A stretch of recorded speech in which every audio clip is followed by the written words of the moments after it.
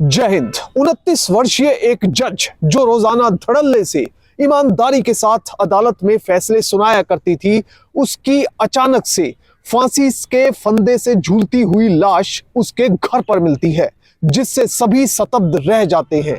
सभी हैरान परेशान, क्या एसएसपी, क्या डीएम, क्या कोर्ट प्रशासन, सभी को यह समझ नहीं आता कि आखिर जज ने ऐसा फैसला उठाया क्यों। परिवार का कहना है कि जज ने आत्महत्या नहीं की, बल्कि उसकी हत्या की गई है। आखिर ये पूरी स्टोरी क्या है, इसके पीछे जो कानून की इंप्लीकेशंस है, वो हम समझेंगे इस पूरे वीडियो में। मगर सबसे पहले आपसे अपील कि अगर आप इस वीडियो को YouTube पर देख रहे हैं तो आप फौरन चैनल को सब्सक्राइब कीजिए और साथ में बेल नोटिफिकेशन ऑन कीजिए और वीडियो को अधिक से अधिक शेयर कीजिए। इसके साथ ही अगर फेसबुक पर देख रहे हैं तो फेसबुक पेज को लाइक कीजिए, वीडियो को शेयर कीजिए और कमेंट कीजिए। मैं जानता हूं ये वीडियो आप आखिर तक देखेंगे क्योंकि ये केस है ही इतना दिलचस्प। सुबह का समय होता है, तकरीबन 9 बजे होते हैं। सभी जजेस अपने कोर्ट की तरफ जा रहे होते हैं और तकरीबन 9:30 से 10 बजे के बीच सभी जजेस अपनी कोर्ट में सेटल हो जाते हैं। आमतौर पर जो सिविल जज जूनियर डिवीजन होते हैं उनके लिए कार पूलिंग सिस्टम होता है, यानी कि 2 से लेकर 3 या 4 जजेस के लिए एक कार निर्धारित कर दी गई होती है। वही कार सभी जजेस को घर से लेकर कोर्ट में पहुंचती है। पर इस दिन ज्योत्सना राय नाम की जज कार में आकर नहीं बैठती। बाकी के लोग सोचते हैं कि शायद जज साहब आज छुट्टी पर होंगी, पर अदालत में स्टाफ रोज की तरह जज साहब का इंतजार कर रहा था।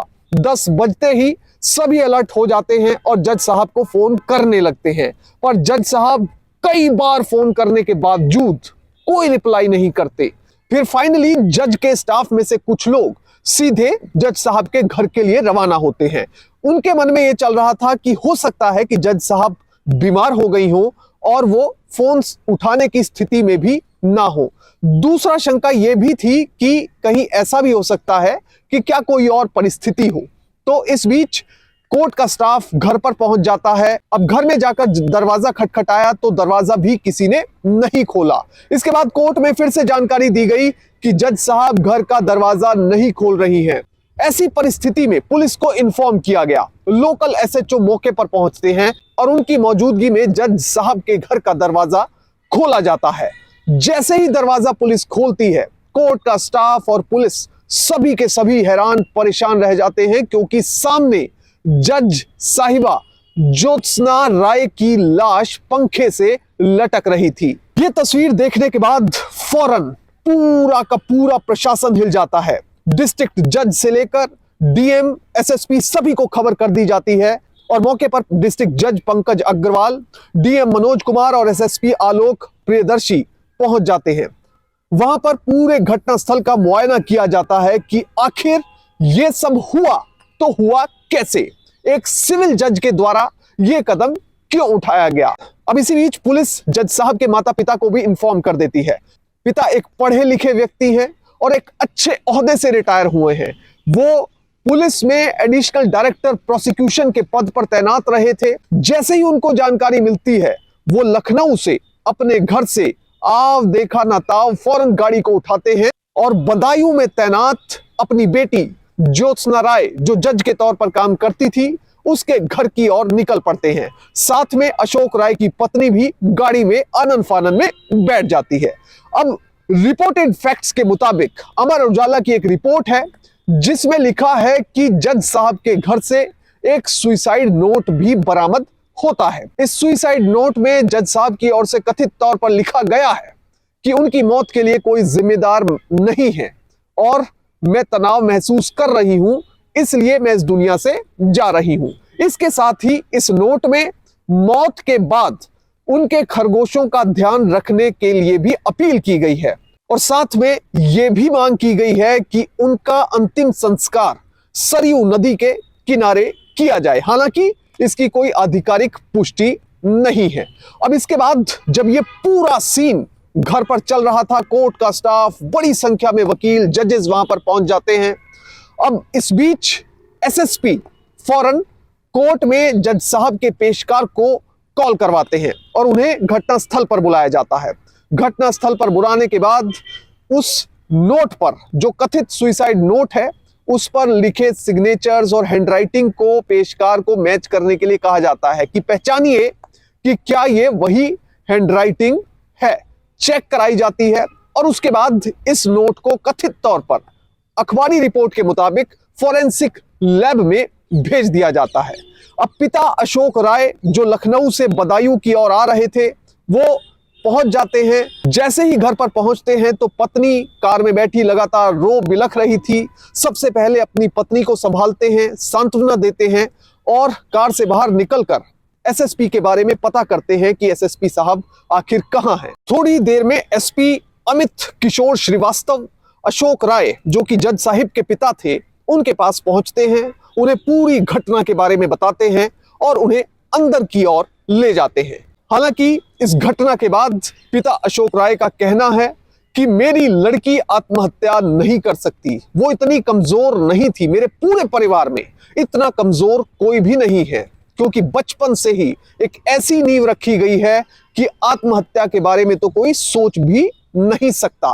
उन्होंने दावा किया कि मेरी लड़की ज्योत्सना राय की हत्या की गई है, इसलिए पुलिस को जांच करनी चाहिए। जैसे जैसे दिन बीता, शाम होते ही अशोक राय थाने में पहुंचे और कोतवाली में तहरीर दे दी, यानी कि इस मामले में हत्या का मुकदमा दर्ज करवा दिया।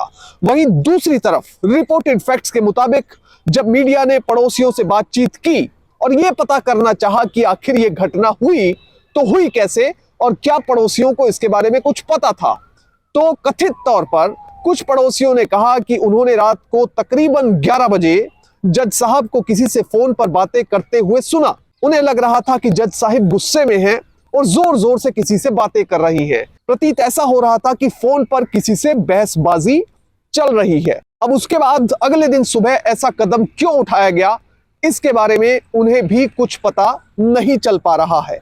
वहीं दूसरी तरफ जैसे ही ये सब कुछ हुआ उसके बाद जज ज्योत्सना राय की लाश को पोस्टमार्टम के लिए भेज दिया जाता है।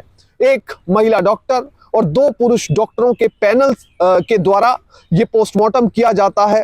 पूरे पोस्टमार्टम की वीडियोग्राफी की जाती है और फाइनली मौत की वजह हैंगिंग यानी खुदकुशी बताई जाती है।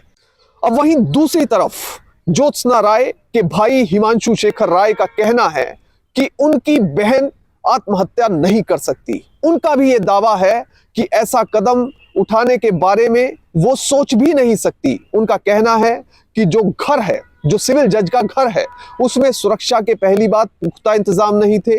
दूसरा उनका कहना है कि जो बाउंड्री वॉल है उसके नजदीक वाले जाली के दरवाजे पर भी कोई लॉक नहीं लगा हुआ था, यानी कि लॉक नहीं था इसलिए जाली वाले दरवाजे से कोई भी अंदर आकर घर में सीधा एंटर हो सकता था। पुलिस ने फिंगरप्रिंट्स नहीं लिए हैं जो कि लेने चाहिए, ऐसी उन्होंने बात कही। और इसके साथ ही उन्होंने ये भी कहा कि बाथरूम का दरवाजा खुला हुआ था, जो कि एक सबसे बड़ी शक की सुई है। यानी 2 दरवाजे खुले हुए थे जिन्हें लेकर काफी बड़ा क्वेश्चन मार्क बना हुआ है। इसके साथ ही उनका कहना है कि कोई सीसीटीवी कैमरा आसपास नहीं था, इसका फायदा भी किसी व्यक्ति द्वारा उठाया गया हो सकता है। बहरहाल ज्योत्सना राय के परिवार का यह कहना है कि शनिवार को उनके नाम से परिवार लखनऊ में एक जमीन खरीदने जा रहा था, जिसकी पूरी तरह तैयारी कर ली गई थी। ज्योत्सना को भी इसके बारे में पता था, पर अचानक से ऐसी खबर मिलने पर परिवार पूरी तरह से टूट गया है और बिखर गया है। बहरहाल पुलिस हर एंगल से जांच कर रही है। जो प्रीलिमिनरी इंक्वायरी है उसके मुताबिक पुलिस के सूत्रों का कहना है कि ये खुदकुशी हो सकती है, क्योंकि पोस्टमार्टम की रिपोर्ट में हैंगिंग जिस तरह से आई है तो वो एक व्यक्ति जब सुसाइड करता है तो उसी केस में हो सकता है, पर हत्या के पहलू को भी नकारा नहीं जा सकता। इसलिए ऐसे केसेस में पुलिस को हर एंगल से जांच करनी होती है कि आखिर अगर कोई व्यक्ति उस घर में एंटर हुआ तो ऐसे कौन से पॉइंट्स थे जिनसे वो घर में एंटर होकर किसी की हत्या यानी इस केस में जज साहब की हत्या कर सकता था। बहरहाल इस पूरे मामले में जांच जारी है और लगातार कानून अपना काम कर रहा है। जय हिंद।